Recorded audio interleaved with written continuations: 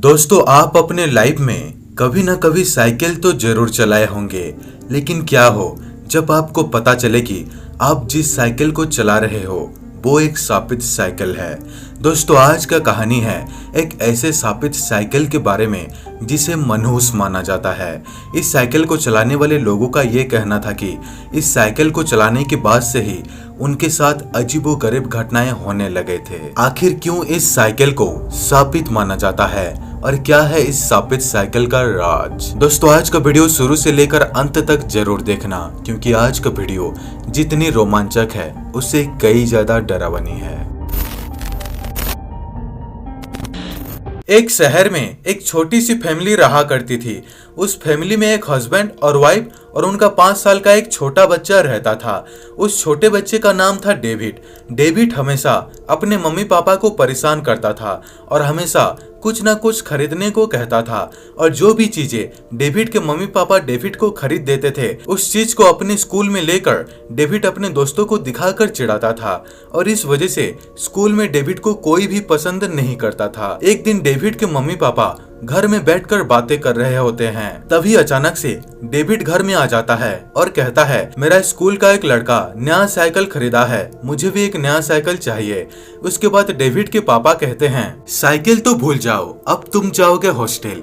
ये सुनकर David shocked हो जाता है और कहता है, हॉस्टल नहीं जाना मुझे।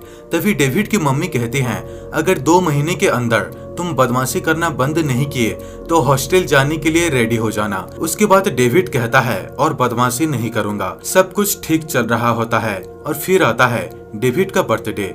डेविड के मम्मी पापा डेविड को पूछते हैं क्या गिफ्ट चाहिए। उसके बाद डेविड कहता है, मुझे एक नया साइकिल चाहिए। डेविड के पापा डेविड को एक साइकिल की दुकान में लेकर जाते हैं और कहते हैं, कौन सा साइकिल चाहिए, चूज करो। उसके बाद डेविड हर तरफ देखने लगता है और तभी डेविड का नजर एक पुराने साइकिल के ऊपर जाता है। डेविड कहता है, मुझे वो पुराने मॉडल वाला साइकिल चाहिए क्योंकि वो सबसे यूनिक है।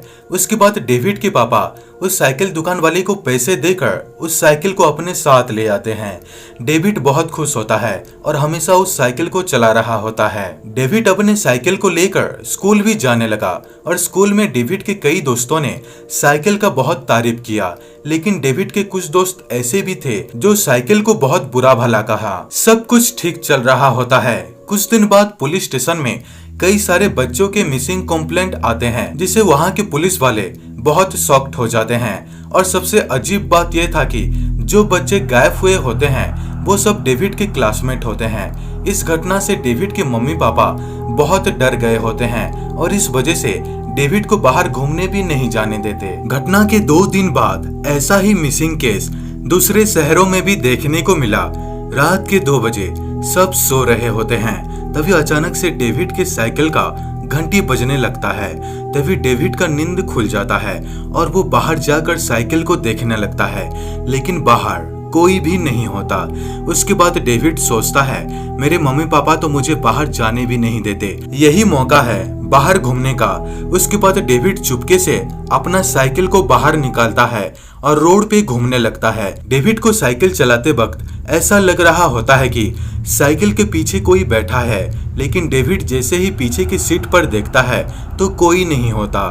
तभी रोड के बीचों बीच डेविड को एक अजीब सा आदमी दिखाई देता है, जिसका एक हाथ नहीं होता और उस आदमी का सिर उल्टा होता है और उसके हाथ पर एक कुल्हाड़ी होता है।